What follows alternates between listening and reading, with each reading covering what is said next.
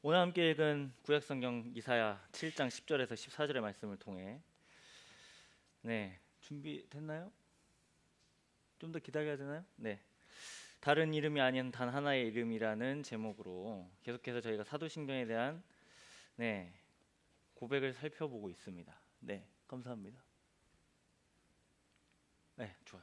감사합니다. 우리가 이사야 7장 14절의 말씀을 통해서 우리가 이 구절을 되게 잘 아는, 그리고 여전히 성탄절 때마다 듣는 말씀일 겁니다. 이사야 7장 14절의 말씀. 사도신경에 대한 이야기를 하다 보면 이 이사야 말씀을 하지 못하고 그냥 넘어갈까봐 먼저 서두에 이걸 말씀을 하고 사도신경에 대해서 좀 살펴보기를 원합니다. 우리가 생각했을 때 이 이사야 7장 14절은 그냥 마태라는 사람이 자기의 복음서에 기록하기 위해서 인용 구절을 따온 성경이라고 해석할 수 있지만, 솔직히 말해서 이사야 이 7장의 배경은 약속을 받기에 좋은 상황이 전혀 아니었습니다. 10절에 보면 이 아하스라는 사람이 등장하고, 그리고 이 지금 7장에 보면 지금 이 상황은 전쟁 상황이었습니다. 남유다와 북이스라엘 전쟁, 둘이 한 핏줄임에도 불구하고 서로가 이렇게 싸우고 있는 그러한 위기의 상황이었습니다. 이때 등장하는 왕이 바로 오늘 본문에 등장하는 아하스라는 왕입니다. 그래서 이사야를 통해서 하나님께서 징조를 구하라, 전쟁을 승리할 수 있는 그런 믿음, 아니면 징조를 구하라 라고 그렇게 이사야를 통해서 아하스에게 말씀을 주시는데, 아하스의 태도가 상당히 용맹해 보입니다. 12절에 보면 나는 징조를 구하지 않겠습니다 하나님. 상당히 어떻게 보면 이 구절이 우리에게 시사하는 의미는 이 아하스라는 사람이 믿음이 있고 하나님께 뭔가 신뢰감이 있다 보니까 징조를 구하지 않아도 이 어려움을 타게 하려나 보다라고 생각할 수 있겠지만, 약간 좀 다른 관점으로 이 하나님께 징조를 구하지 않겠다는 말로 이 응답을 준 겁니다. 왜냐하면 지금 이 북이스라엘과 동맹국인 아람이라는 나라가 지금 남유다의 침공에 들어와 있거든요. 그러니까 이 비상 상황의 앞에서 아하스라는 사람은 자신이 할 수 있는 자신의 그 통치 아래에서 할 수 있는 적절한 해결책을 제시합니다. 물이 중요하니까 그 성 안에 있는 수로를 공사한다든지, 아니면 아람보다 훨씬 더 강대국인 아수르라는 그 나라에게 동맹을 신청을 합니다. 그러니까 여기서 징조를 구하지 않겠다라는 이 말은 내가 하나님을 믿기 때문에 이 전쟁을 이길 수 있습니다라는 이런 의미가 아니라, 내가 지금 해놓고 있는 이 상황 때문에 나는 이 앞에 닥친 위기가 해결될 수 있을 거라는, 어떻게 보면 과용인 거죠. 자기 자신을 상당히 과용한 겁니다. 그랬을 때 주시는 말씀이 오늘 7장 13절 14절의 말씀입니다. 이렇게 징조를 구하지 않겠다는 이 불신의 반응 앞에 하나님은 끝까지 함께 하시겠다라는 되게 역설적인 약속을 주십니다. 14절 말씀이죠. 그러므로 주께서 친히 징조를 너희에게 주실 것이라. 보라, 처녀가 잉태하여 아들을 낳을 것이요 그의 이름을 임마누엘이라 한다는 약속을 주십니다. 그러니까 지금 왕은 하나님을 저버려도 괜찮다라는 그러한 판단을 한 겁니다. 하나님 없이도 전쟁 이길 수 있습니다. 그냥 내가 해놓은 것 때문에 이 위기를 벗어날 수 있습니다. 하나님, 이 사람에 대고 지금 하나님은 내가 너와 끝까지 함께 하겠다라는 약속을 주는 겁니다. 정반대로 너가 그렇게 한번 해봐라, 너가 한번 온팡 망해서 나한테 돌아오든지 여튼 그런 어려운 일을 겪어봐라, 이렇게 할 수 있지만, 오히려 하나님께서는 이사야를 통해서 여전히 함께 하시겠다라고 약속을 주십니다. 아하스는 결국 이렇게 함으로써 하나님께서 약속하시기 때문에 이 어려움을 벗어나긴 하지만, 오늘 우리의 이 입장으로 적용시켜 본다면 우리 역시 그럴 수 있습니다. 우리가 쌓아놓은 업적은 고사하고 그냥 내가 좀 붙잡는 무언가, 내가 닥쳐오는 위기 앞에서 나를 좀 그 위기에서 벗어나게 해주는 무언가를 찾으면, 우리는 솔직히 말해서 절대자인 하나님을 그렇게 신뢰하지 않습니다. 비로소 우리는 하나님을 언제 주목하기 시작하냐면, 내가 믿고 있는 그 무엇, 그러니까 하나님 외에 그 무엇이요. 그게 약간 박살이 나거나, 그게 약간 힘이 떨어지거나, 그게 약간 기세가 기울면 비로소 그때부터 이제 하나님을 우리는 주목하기 시작하죠. 어떻게 보면 이 말씀은 아하스에게도 주시는 말씀이지만 우리의 상황에 대입해 본다면 우리가 생각하는 안전함과 안정감이 도대체 어디로부터 비롯되는가라고 생각해 볼 수 있습니다. 여러분은 도대체 무엇을 통해서 안정감을, 안전함을 누리나요? 네. 여러분은 어디에 마음의 위로를 얻으세요? 유튜브를 통해서 마음의 위로를 얻으시나요? 인스타그램이요? 아니면 여러분이 읽는 책이요? 물론 마음의 양식이나 아니면 정보를 습득할 수는 있겠죠. 그런데 그것이 꼭 우리에게 영원히 우리가 당면하고 있는 문제나 위기나 그런 어려움을 썩 유쾌하게, 그러니까 적실하게 해결해 주지 못함을 우리는 너무나 잘 알죠.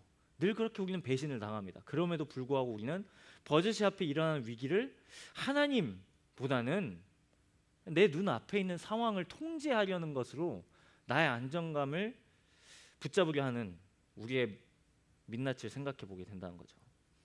그래서 오늘 이 말씀은 솔직히 말해서 마태복음에 예수 그리스도를 예언하는 구절이긴 하지만 그냥 이사야 말씀으로 단독해서 그냥 떼어놓고 생각해 본다면 이 말씀은 우리 청년의 시절 때 정말 붙잡고 있는 것이 무엇인가라고 묻는 겁니다.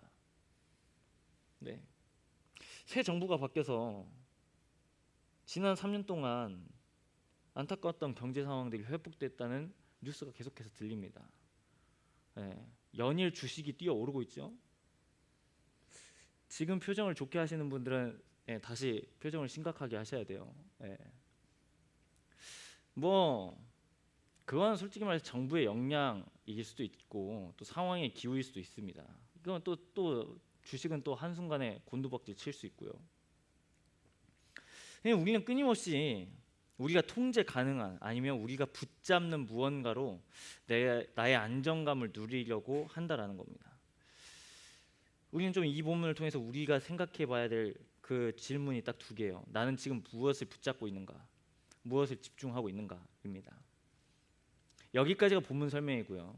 이 7장 14절만 따로 떼서 예수 그리스도께서 행하신 일에 대해서 사도신경이 뭐라고 고백하는지 좀 살펴보기를 원하는데 앞에서 다 설명드렸습니다. 지난주를 약간 복기해 보면 이미 답을 다 제출하고 있네요. 제가 바른 신앙과 건강한 신앙이 과연 무엇인가라는 질문입니다. 아마 여기에 많은 답을 줄 수 있겠죠. 성경을 자주 읽고 기도를 자주 하고 찬양을 자주 들으며 좀 내가 생각하는 그러니까 나의 의지로 좀 신앙적인 모습을 그렇게 구현해내는 것을 썩 좋은 신앙이라고 우리는 곧바로 적용할 수 있죠.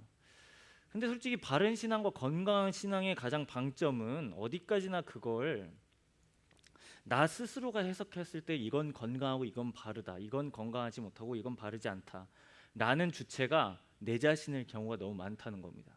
결국 우리가 생각하는 저 두 질문에 대한 답은 이거죠. 성경적인 신앙이요. 그럼 도대체 성경적인 신앙은 뭔데요? 저 두 가지 전제 조건입니다. 우리가 신앙하는 대상을 아는 것이요, 정확히요. 그리고 우리가 신앙하는 대상이 어떤 일을 했는지 아는 거예요.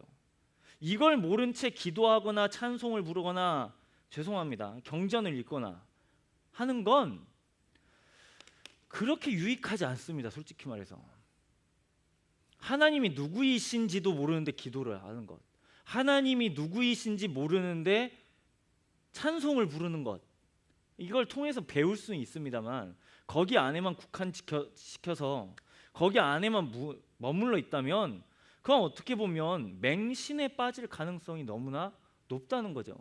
결국 우리가 돌아가야 될 지점은 믿는 대상을 바르게 아는, 그리고 믿는 대상이 어떤 일을 하셨는지 아는 신앙으로 우리가 다시금 좀 돌아가야 합니다. 그런 의미에서 우리는 사도신경을 배웁니다. 사도신경을 라틴어로 표현하면 크레도라고 표현합니다. 여기에 설명이 잘 나온 것처럼 크레도의 의미는 나의 이 마음을 드린다라는 겁니다. 나의 이 마음을 드린다. 이 라틴어 밑에 있는 나는 전능하신 아버지, 하나님 아버지를 믿습니다는 결국에 우리가 하나님이 누구이신지, 하나님이 어떤 일을 행하셨는지를 우리가 이 신조를 통해서 배울 수 있습니다. 그래서 이 성경적인 믿음이라고 하는 건 결국 아까도 제 반복이고 하지만 다시 정리해 본다면 하나님을 사랑하는 것, 그리고 의지를 다해서 우리가 하나님을 믿는 것입니다. 그냥 모르는, 그냥 절대자이다, 그냥 공중에 뜬, 그냥 하늘을 쳐다보는, 그냥 이런 황당무계한 그냥 아무것도 없는 걸 믿는 게 아니라 하나님이 누구이시고 하나님이 어떤 일을 하셨는지를 아는 믿음이 결국 성경적인, 그러니까 바른 믿음이 될 수 있다는 겁니다. 그래서 사도신경의 첫 번째 사도신경의 시작은 베드로가 고백했던 마태복음 16장 16절입니다. 주는 그리스도시요 살아계신 하나님의 아들이십니다 라는 이 고백으로부터 사도신경이 시작되었습니다. 그래서 지난주를 복기해 보면 이 고백을 가지고 많은 회심을 고민한 사람들에게 세례를 줄 때 반드시 이 질문을 주었습니다. 당신은 주를 그리스도로 고백하고 살아계신 하나님의 아들로 믿습니까? 라고 고백할 때 비로소 세례를 주었습니다. 그 세가족 교육이 무려 3년이나 걸쳤다고 전승에 내려와 있어요. 3년 동안 사도신경에 대해서 배우는 것도 맞지만 주가 그리스도이시고 나를 구원하신 분으로 그 사람이 정말 진정성 있게 고백하는지 3년 동안의 교육기간을 거친 다음에 세례를 줍니다. 그래서 우리는 지난주 복기니까 빠르게 넘어갑니다. 이 첫 번째 진술을 통해서 우리는 이 세 가지 사실을 확인할 수 있습니다. 하나님이 누구이시고 하나님이 어떤 일을 하셨는지. 두 번째 진술입니다. 우리는 두 번째 진술을 이렇게 고백하죠. 나는 그의 유일하신 아들 우리 주 예수 그리스도를 믿는다라고 말합니다. 이 두 번째 진술을 통해서 보면 우리는 이 사도신경이 기록된 목적을 유추해 볼 수 있습니다. 그건 요한복음 20장의 31절에 말씀하신 것처럼, 요한이 말한 것처럼 이 성경의 기록 목적은 예수 그리스도를 하나님의 아들로 믿기 위함입니다. 그러니까 이러한 목적에 부합되어서 사도신경 역시 그러한 것으로 고백되기 시작합니다. 여기서 잠깐 우리가 사도신경의 전체적인 구조를 살펴보면 오늘 난해하고 되게 어려운 그 내용이어서 그래서 시청이 필요할 것 같아서 갖고 왔어요. 제가 말로만 하면 여러분이 다 어딘가에 떨어져 있을 것 같아서 사도신경을 살펴보면 이렇게 있죠. 얼마든지 보면 사도신경은 오늘 기념하는 주일의 의미처럼 삼위일체적 진술입니다. 성부 하나님에 대해서, 성자 하나님에 대해서, 성령 하나님에 대해서, 그리고 죄사함과 부활, 영생에 대해서 우리가 믿는다라고 고백합니다. 그래서 우리가 솔직히 말해서 이 삼위일체에 대해서 여러분이 온전하게 이해하지 못해도 매 주마다 우리는 삼위일체 하나님을 고백하고 있습니다. 뭐 버튼 누르면 나오다시피 앵무새처럼 뭐 할 수도 있고요. 아니면 마음을 담아서 고백할 수도 있고요. 여튼 삼위일체가 명쾌하게 이해되지 않은 채 여튼 고백을 하고 있어요. 조금 더 어려운 개념으로 갑니다. 좀만 참아보세요, 여러분. 괜찮죠? 한 분 괜찮다고 했으니까 다 괜찮은 걸로 생각하겠습니다. 제가 좀 3년 동안 좀 많이 뻔뻔해졌어요, 여러분.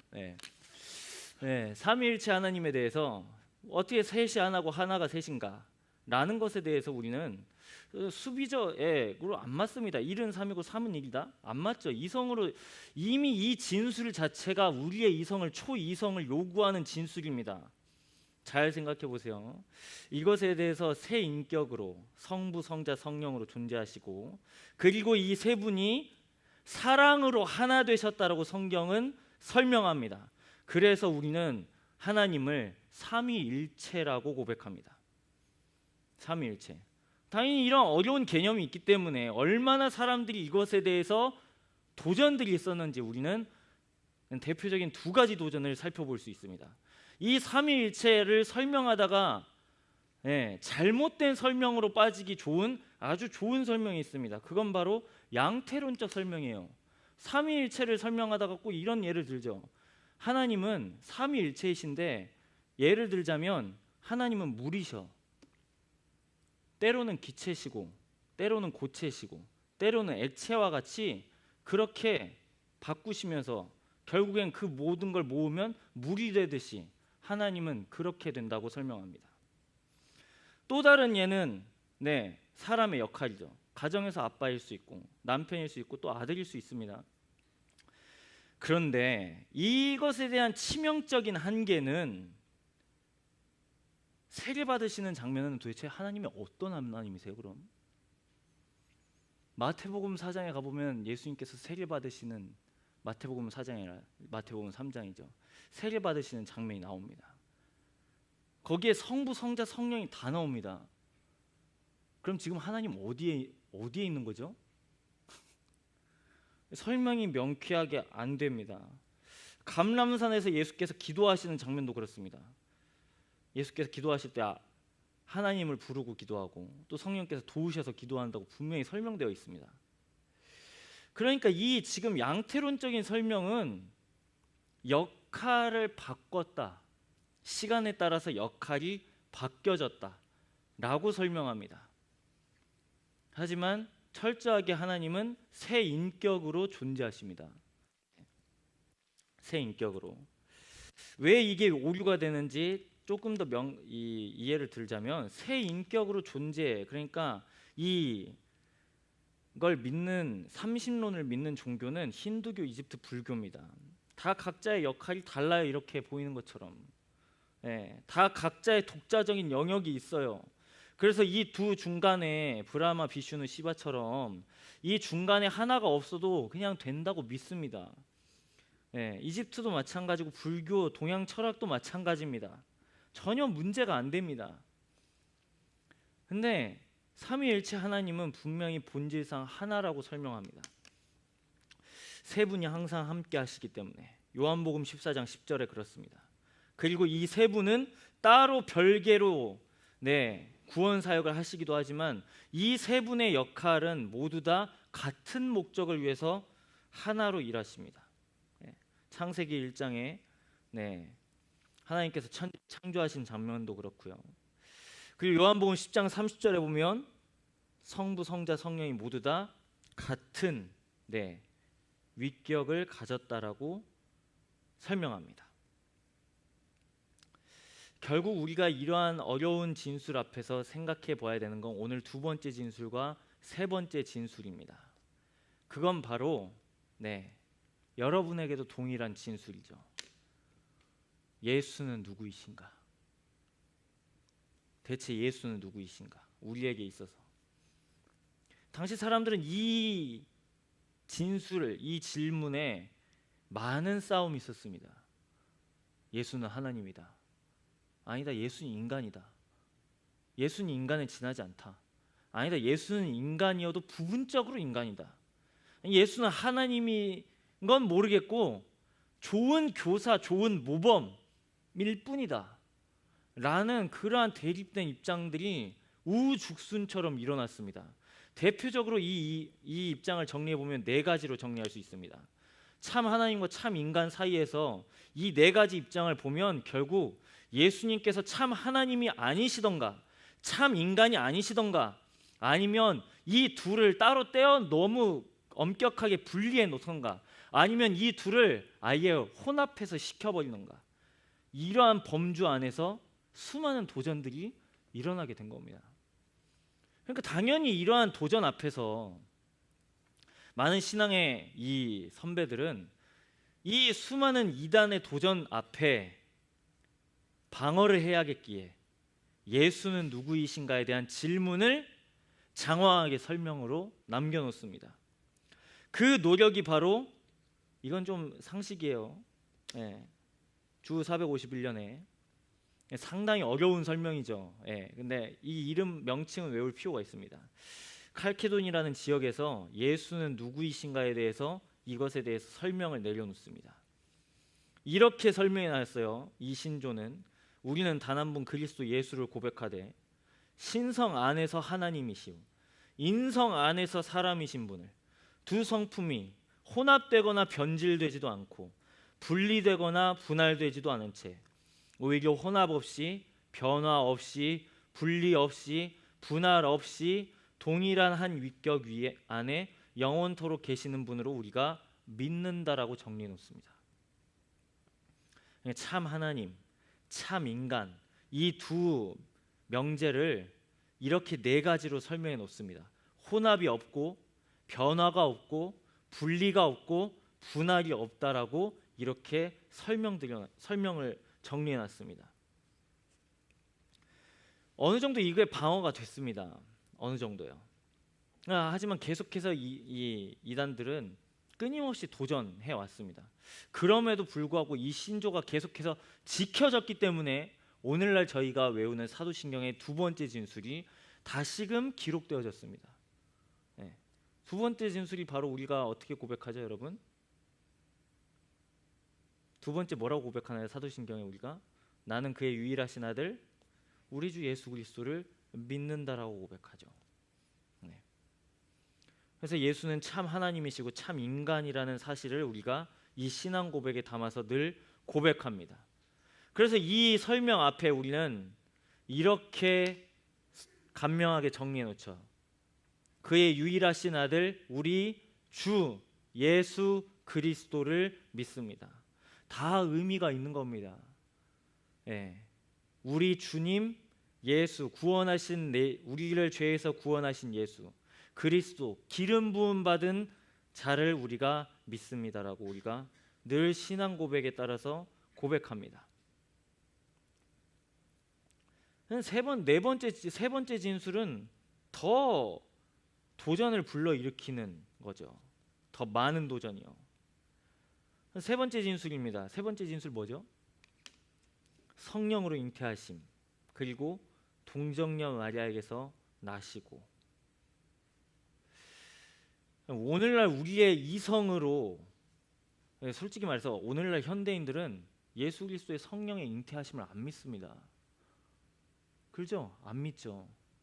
성령으로 어떻게 잉태됩니까, 사람이? 우리가 생각하는 이성의 범주 아래서 새 생명이 나오려면 남자와 여자가 결합돼야 되는데 이것을 어긋나서 지금 성령의 잉태하심은 완전히 우리의 이성을 초월하는 그러한 것으로 제시하고 있죠. 그래서 이걸 믿지 않는 사람들은 이런 입장으로 갑니다.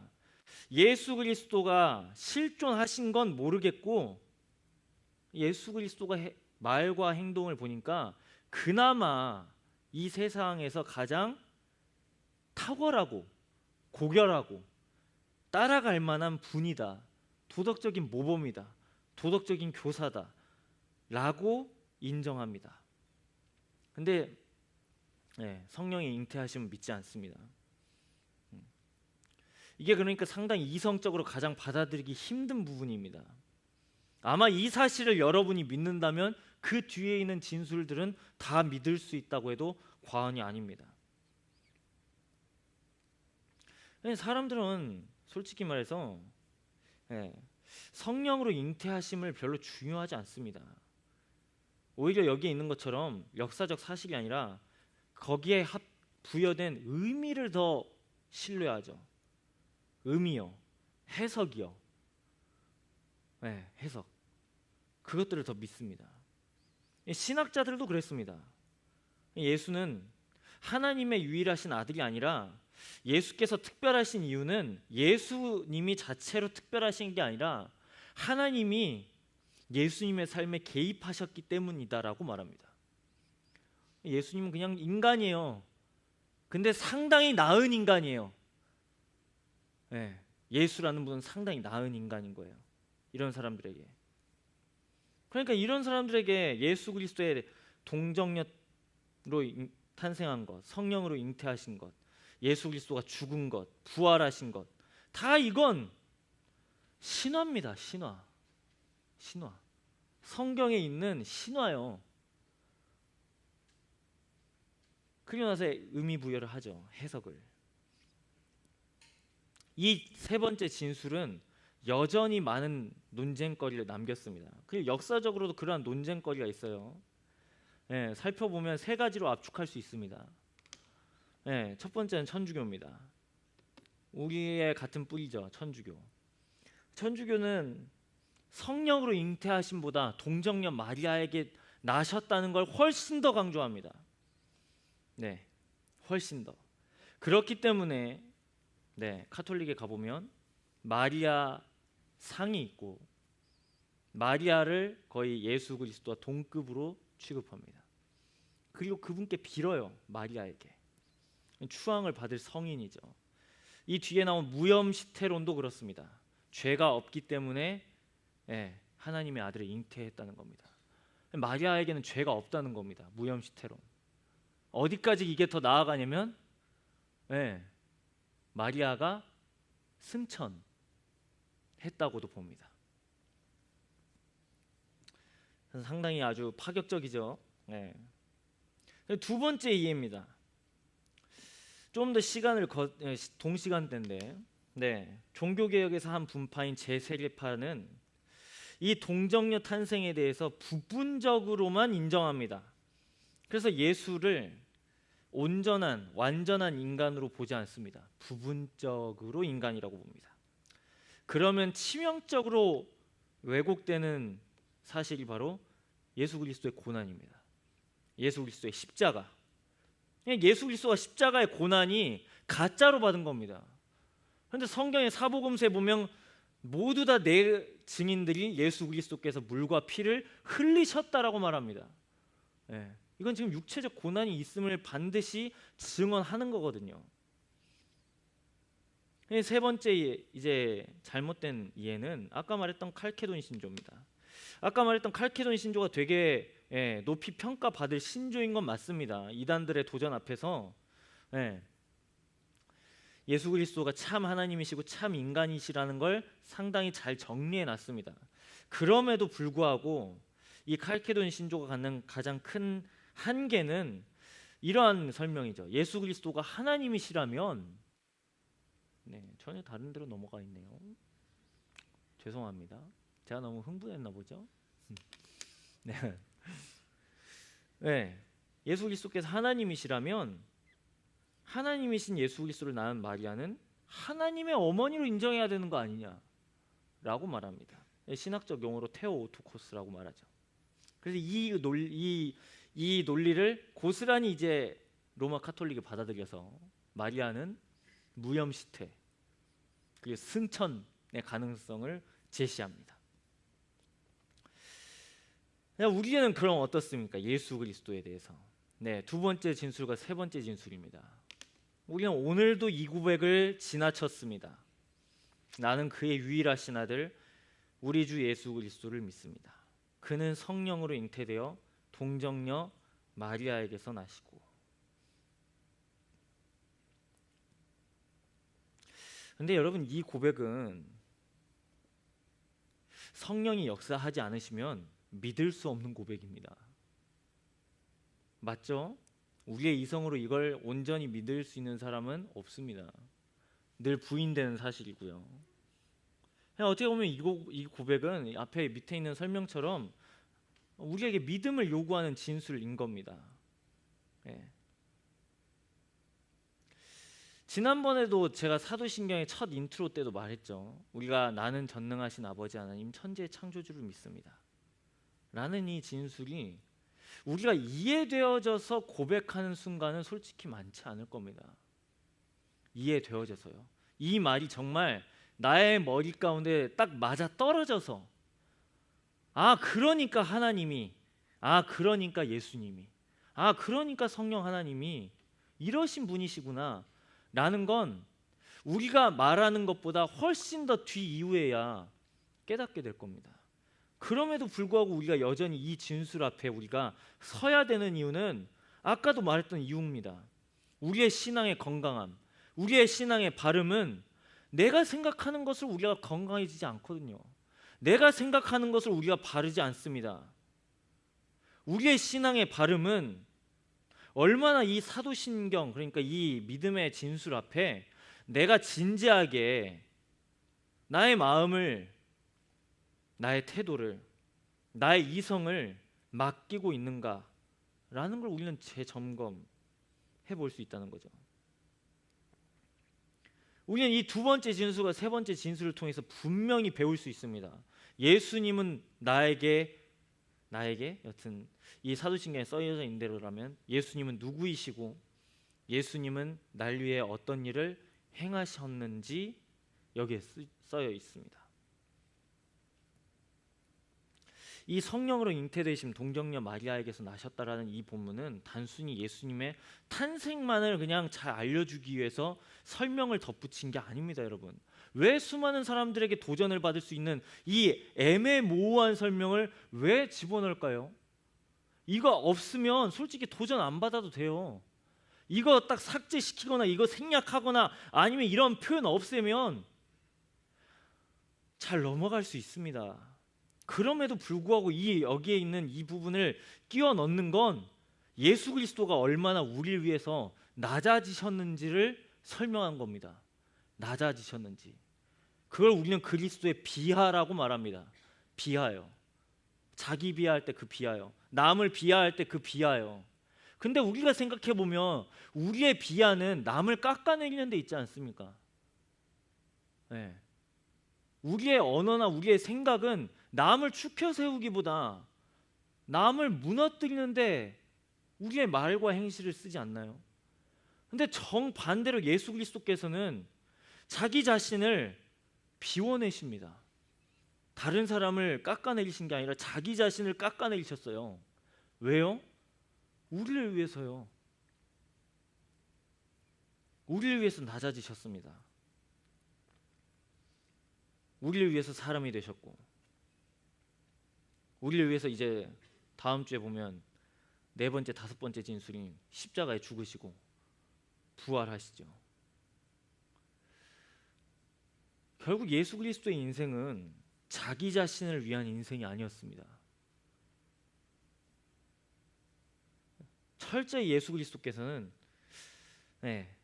하나님의 입장에서 설명들을 보면 하나님의 뜻을 이루기 위해서 사신 거고, 우리의 입장에서 보면 우리를 위해서 살다 가셨습니다.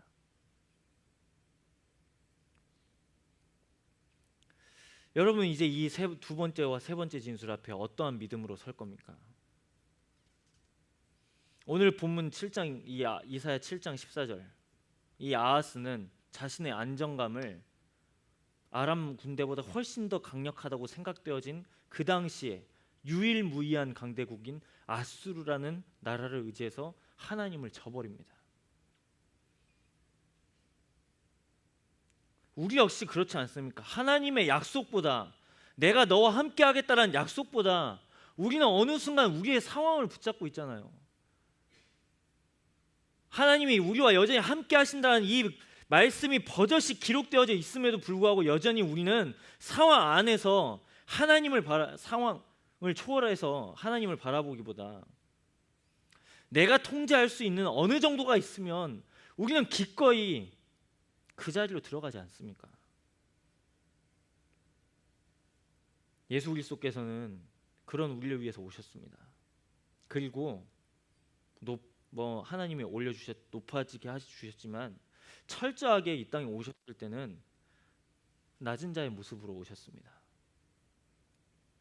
그렇다면 이 두 번째 진술과 세 번째 진술 앞에 우리의 믿음은 분명히 한 가지 방향성이 생깁니다. 우리의 삶은 내 자신을 축혀 올리는 삶이 아니라 내 자신을 깎아내리는 삶으로 나아가야 된다는 거죠. 그걸 성경에서는 이렇게 표현합니다. 자기 부인이라고요. 자기 부인. 제자도요. 제자도. 여러분, 예수님의 제자 되는 거요? 이것만 잘하면 돼요. 기억하세요. 죽는 거요. 죽는 거. 이거 잘하면 예수님 제자 될 수 있습니다.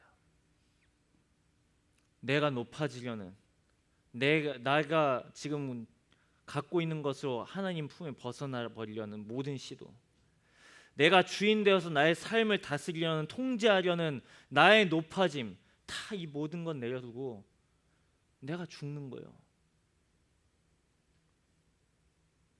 그게 바로 예수 그리스도께서 우리에게 원하시는, 그 예수 그리스도를 따라가는 사람들의, 신앙인들의 모습입니다.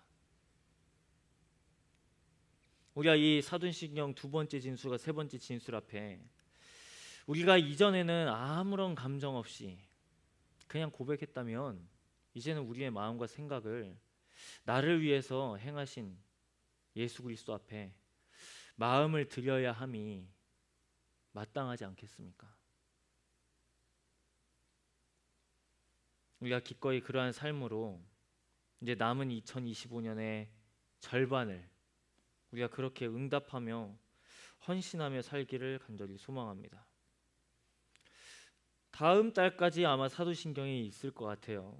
근데 지난주에 부른 이 사도신경의 고백을 7주 동안 부르면 물론 귀중한 고백이어서 그렇지만 다른 고백을 또 우리가 하나님 앞에 올렸으면 좋겠어서 지극히 높으신 주라는 찬송으로 하나님 앞에 찬양 드리고 이 사도신경의 진술 앞에 우리의 좀 마음과 생각을 좀 정리하며 나아갔으면 좋겠습니다.